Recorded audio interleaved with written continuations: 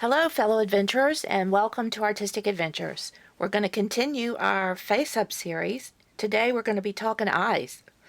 Now, the first thing I want to say about eyes is that, well, they're all different. They're all different sizes, all different shapes, and a person's expression can make them look even more different.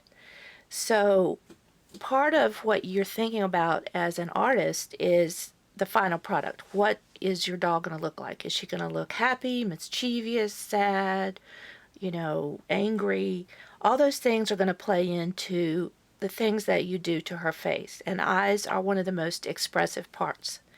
So let's talk about some basics. First of all, I drew these two eyes on here. One is sort of normal and one is bigger because we're going to be working with this doll who has very narrow eyes, and this doll which has bulging eyes, and then this doll which has sort of medium in between eyes. Now, the first thing that you think about is the pupil when you're thinking about eyes and where it should be positioned. If you look in the mirror and you're just looking straight ahead, no expression, no emotion, basically, let's take this eye. What you're probably going to see is a pupil that is more hidden on the upper side than the lower side.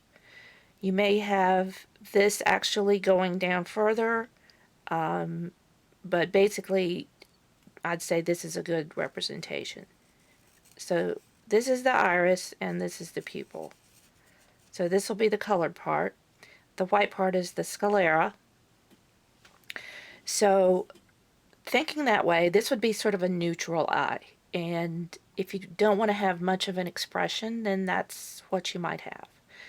If you have a bigger eye and you put a huge iris and pupil in that, when you think about an eye that's wide open, very popped open, that's an expression of surprise or maybe alarm or interest, but that does convey something. Now, if you have what we call a hooded eye, or where the lid is hanging over the eye, and you might want to do this on the dolls that have these bigger eyes, just so that you don't have an expression that doesn't go with what you're trying to achieve on a bigger eyed doll, then you could draw this line here to create a lid, and then your iris and pupil would be here. Okay? Also, the size of the pupil matters, because things that affect the pupil would be things like light, emotion, things, can also affect the pupils and their size. In general, just doing sort of a medium size is fine. Now, when we get to eyebrows, that's going to add even more to this, but I just wanted to point out these sort of basics. Where the iris and pupil are is where the eyes are directed. So if you want to have a doll that's sort of cutting her eyes to the side, then you're going to be more like, like this if they're looking that way, or over here if they're looking that way. We're just going to deal mostly with straightforward because we're talking basics here, okay? So let's start with this doll, and we're going to go very slow, and I'm going to bring you in closer. And one of the things that I talked about to a couple of you in comments is I don't really consider myself a great face-up artist. I started doing it, and I think I had the same experience some of you did, that a lot of the videos that you see are so fast you really can't tell a lot about the detail. So I just used my experience from painting portraits, which might not be really the same thing as what a lot of doll artists are doing. They're doing very specific things that are particular to the doll industry. But I think the most important thing is practice. The more you do it, the better you get. And the more you do it, the more you learn things from what you see other people do, and then you try them and they work. So I'm just getting you started here with the basics, and then you can practice all you want, and you'll become much better as you practice. And as long as you're using the matte medium that we applied to these dolls in the beginning, you can take their faces off as many times as you want. This matte medium is not only helping you to have the color put down on the doll, but it's also protecting the doll's face from the color penetrating into the plastic. So that's why it's important to use the matte medium. So don't be afraid to start. If you mess up, you can just start over again.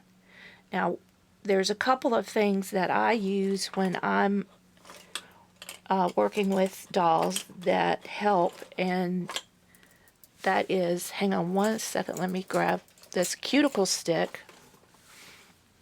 that I use. I also will sometimes use a brush to wet and get rid of some of the watercolor pencil. So you can use Q-tips, there's all sorts of things, but I use this a lot where I'll dampen the ends and then use it to get rid of a mark that I made a mistake with. So those are a couple tools that I use, and we'll probably be using those as we go along because I'm not perfect. Now the first color that I use on the face, and I usually do start with the eyes, but I usually use a lighter brown pencil. And I do this because it's a little easier to get rid of the lighter colors than the darker colors. And I just want to map out how my eyes look so that they're symmetrical and to make sure I have them where I want them before I start putting darker colors. Okay, so the first thing I do is on a doll like this, I'm just going to... Okay, sorry, I had to step away for a moment and get my glasses. I can't see up close as well as I used to. Yes, I'm getting old. So if you're not seeing well, you won't be able to do anything with the doll. All right, so the first thing I'm going to do is the upper lid edge. So I'm just going to take my pencil and do that. Now, there are things you can do to change the shape of eyes. If you wanted to make this eye a little bigger, you might try going a little bit further up from the crease or a little bit further from the crease on the bottom. I'm not going to do that with this doll just because I'm trying to do basics here, but there are ways that you can change the shape of the doll. Now when I come down into the corner, I'm going to make the little circle there where the tear duct is. Oh, hope I can do this where you can see it. Okay, so we've got the little tear duct, and now I'm just going to come over here and come around the bottom like that. Alright, and then I'm going to position my iris just like I did on the paper, with the top part hidden a little bit by the top lid, and you're able to see the bottom curve of the iris just at the base of where the eye is. Alright, and I'm going to come over here and do the same thing with this eye. Starting over on the corner, coming around the top.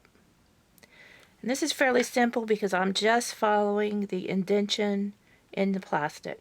I'm not really trying to make it different. Make my little circle. And then I'm going to do the bottom part of the eye. Now I can tell that I did not get that symmetrical. So what I'm going to do is, because this is still just the light brown, I'm going to go ahead and erase that with this wet, slightly damp Q-tip. Alright, I came a little bit too far down on the face, so this eye was going to look bigger than this eye. And that's why I'm using this light brown pencil, okay? Now one thing to remember too, when you dampen the face, remember these are watercolor pencils. And if you don't let it dry, then you're going to get a really dark line. Alright, so I'll make sure that's dry. And I'm going to come around a little bit further up this time. and then make my circle for the eye duct. Okay, so now if I look at it, they look pretty symmetrical. So I'm going to go ahead and pencil in the outline of where I want the iris to be.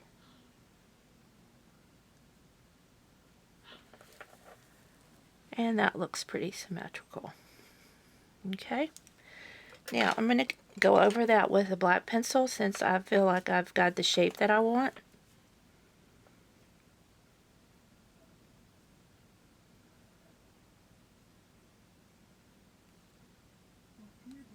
And make sure you have a really sharp pencil when you do this so you don't make too wide of a line.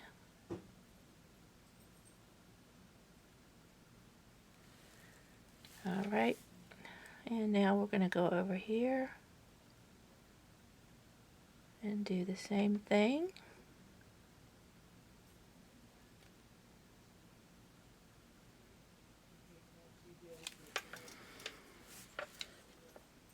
And I'm going to go in with the black and do the outline of the iris.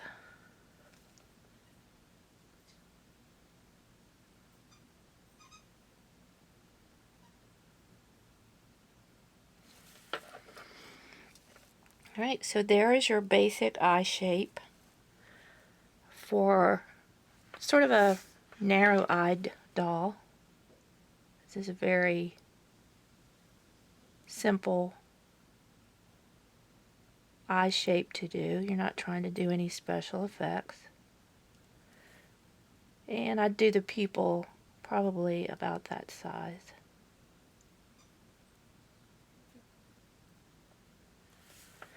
Now, from there you're going to go into more special effects, such as, I'm going to take a darker brown pencil here. If I wanted to put a crease in, although this doll's brows come down so far, it's not necessary, but if I did, I could go just over the top of that top lid and draw a line for a crease. Okay, and a couple other things you could do is go in with your white pencil then and do the sclera. Now I find that the white pencil a lot of times doesn't show up very well when I'm trying to do this. You may have to put, oops, I broke it. You may have to put more layers down. The other thing you can do is if you slightly dampen the tip, you're going to get a darker color because it's going down as watercolor paint as opposed to the pencil effect, the dry pencil. So that's with me putting a little bit of water on the tip. Just make sure you don't get too much or you'll start smudging all your other lines. Alright, I'm going to leave that where it is at this point, and I'm going to switch over to this doll and do what we talked about with making the hooded lid. Alright, so for her, I'm going to draw my little circle for the tear duct. It's not a circle, it's sort of a half circle, I guess. And then I'm going to come here in the middle and make a line over to where the tear duct is, and then go from there to the corner of the eye. Alright, and then we're going to do our bottom lid like that. So I'm cutting down the size of her eye, and that's going to make this the crease of the eyelid back here. So we'll draw our iris and pupil from this hanging lid on the top down.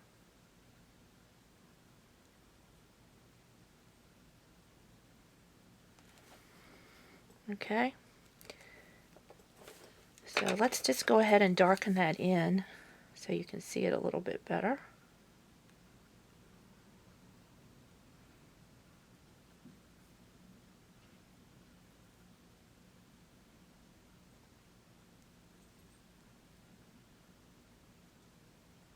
Drawing in the iris now and the pupil. This doll has such bulging eyes, it's really funny. She does kind of look like a fish, like a goldfish. Alright, so that's with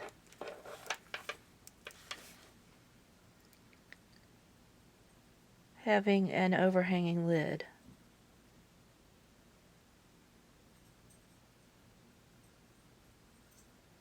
Okay. So you see how that looks. Now, I want to contrast that by drawing in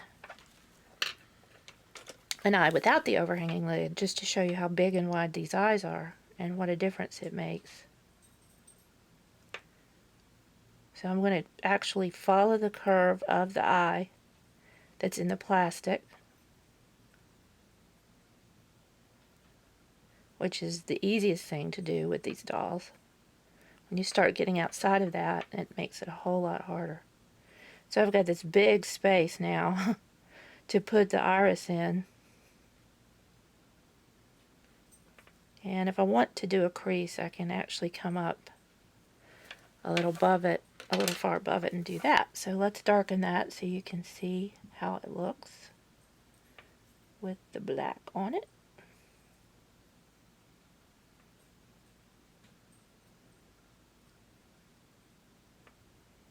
And we'll go ahead and put her pupil in there. Alright, so you see the difference? It's like, let me see, let me hold this up so you can just see. Alright, this eye is like, oh, I just saw a ghost, oh my god, ah. And this side's more like, oh, yeah, you saw a ghost, well, big deal. I think shaded eyes like this can have some mystery or some mischievousness to them, especially if you have them cut to the side. It certainly adds some character. So how you draw that eye really does change the expression on the doll's face. And this is just a little bit too open and bulging for me. Oh, yeah. So let's leave this where we have it at this point, and I want to come over here to my Draculaura doll, which, as I told you, is one of my favorite dolls, and show you a couple of techniques that I've seen doll artists do. Not necessarily something I do, but I just got a little piece of something on there. I'm going to go ahead and do her little tear duct here, and I'm going to make her eye go all the way up to the top of her crease and then come down on the side. And if you want to do a waterline, you can do it two ways, and I'll show you on this doll the two ways to do it.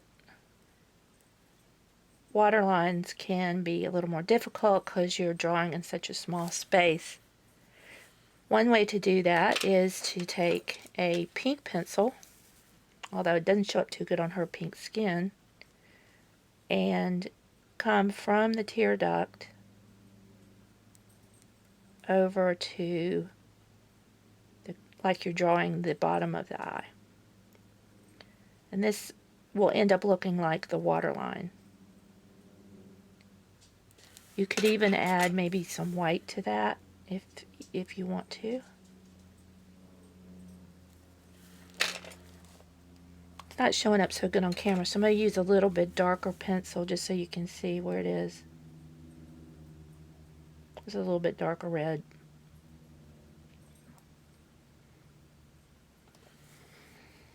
Okay, so you've got that pink there as the waterline, and then you would come under that, and I'm going to use a very dark brown. Let me sharpen this up down.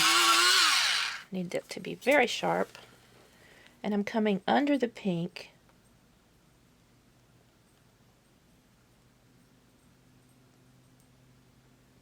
And I'm not going to go the whole way. I'm just going to go about right there.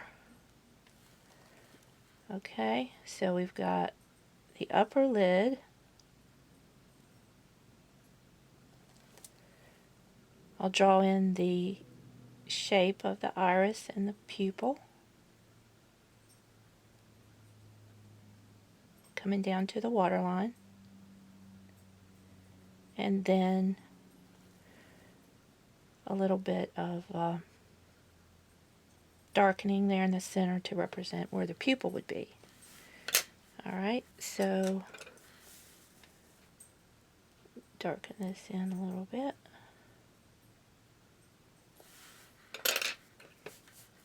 Now we can come in with our black pencil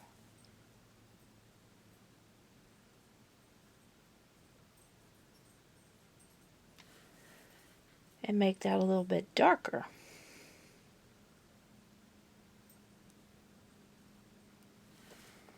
Alright, so you can see there's a little pink area.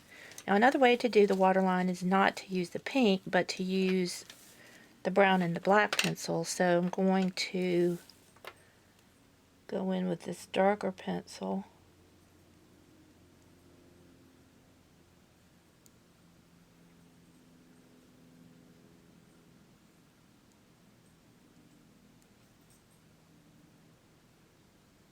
make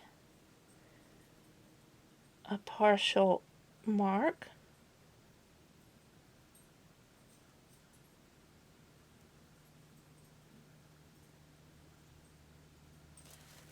So you've got two lines there. I hope you can see that.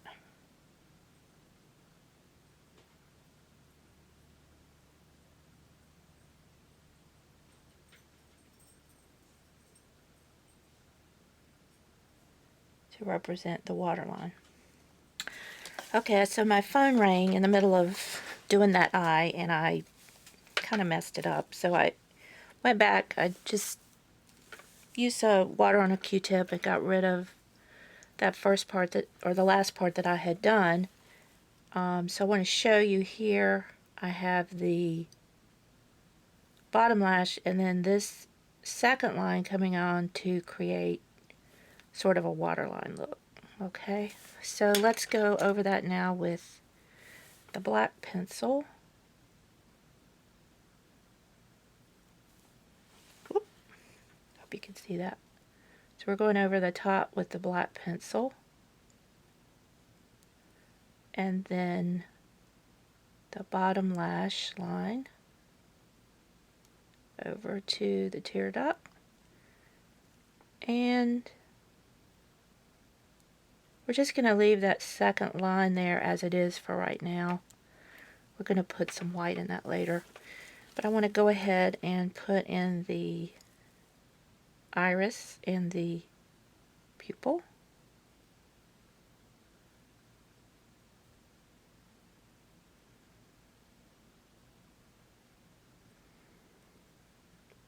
Alright. And I'm just sketching these in. As I said, we sort of layer the colors, so. Now, I want to show you the difference in the eyes. So we've got